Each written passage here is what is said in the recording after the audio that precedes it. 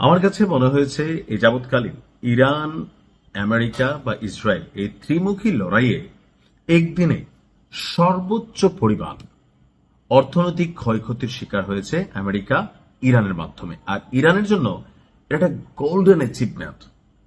দেখেন, একদিনেই জাস্ট একটা মুহূর্তের মধ্যে মার্কিন যুক্তরাষ্ট্রের যে অহংকার ছিল ফিনান্সিয়াল দিক থেকে, টাকার দিক থেকে, এটার পরিমাণ হচ্ছে $300 মিলিয়ন।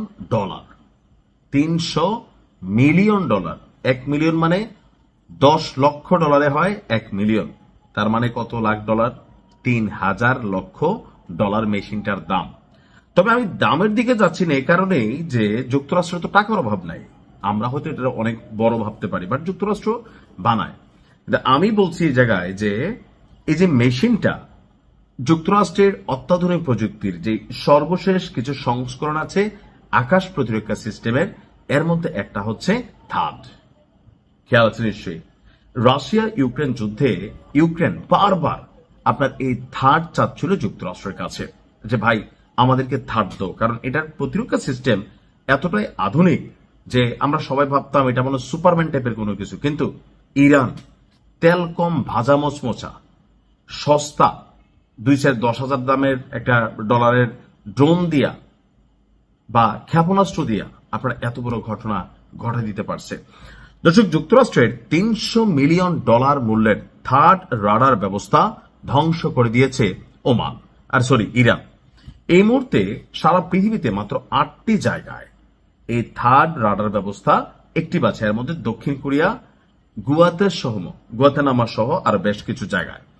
তো টেবিলে থাকা অত্যাধুনিক আকাশ প্রতিরক্ষা ব্যবস্থা থার্ডের শক্তিশালী রাডারটি ইরান উড়িয়ে দিয়েছে। আর এই তথ্য কে দিচ্ছে? একজন মার্কিন কর্মকর্তা। জর্ডানের মুয়াফাক সালতি বিমান ঘাটে অবস্থানরত $300 মিলিয়ন মূল্যের এই ANTPY রাডারটি ধ্বংস হওয়ায় মধ্যপ্রাচ্যে যুক্তরাষ্ট্রের যেই ক্ষেপণাস্ত্র প্রতিরক্ষার সক্ষমতা সেটা চ্যালেঞ্জের মুখে পড়েছে। স্যাটেলাইট চিত্র বিশ্লেষণের মাধ্যমে সম্প্রতি এই ক্ষয়ক্ষতির তথ্য সামনে এসেছে। অর্থাৎ মধ্যপ্রাচ্যে আমেরিকা যে তাদের এই থার্ডকে আকাশচুম্বী জনপ্রিয়তা দিয়ে বেছে যে ভাই আমাদেরটার উপরে নাই, আর আরবি শেখেরা, শায়করা বা ধরেন কি বলা হয় আপনাদের ভাষায়, তো এরাই যে বিলিয়নস অফ ডলার খরচ করে এগুলা কিনে, এখন দেখেন এগুলোর কার্যকারিতা কি? ইরানি পোতাই দিছে। তো তার মানে ইরান কতটুকু ডেভেলপ করছে ক্ষেপণাস্ত্র বা সামরিক বিজ্ঞানে, আপনি জাস্ট এখান থেকে একটা আইডিয়া নেন।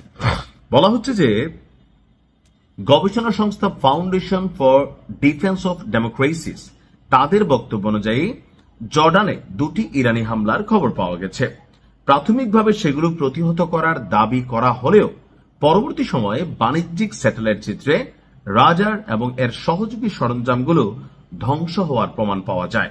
সামরিক বিশ্লেষকদের মতে থার্ড রাডারের উপর এই সফল আঘাত ইরানের অন্যতম বড় সামরিক সাফল্য হিসাবেই আপনার সামনে এসেছে। আমি এই জায়গাটাতে অহংকার করছি, টাকার মূল্যে যায়নি যে ইরান কোন জায়গায় ভাই টাচ করছে।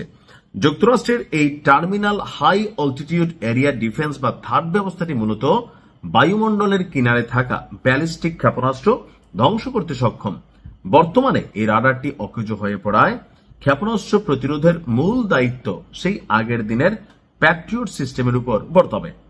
তো এখন ইরান যে আসলে কোন লেভেলে যাইতো, খালি আল্লাহ যদি টিকাই রাখতো, বিশ্বাস করেন এগুলো দেখলে আশ্চর্য লাগে। হয়তো আরো এমন অনেক কিছু ভান্ডারে আছে, আমরা সময় হলে দেখবো। ভালো থাকবেন।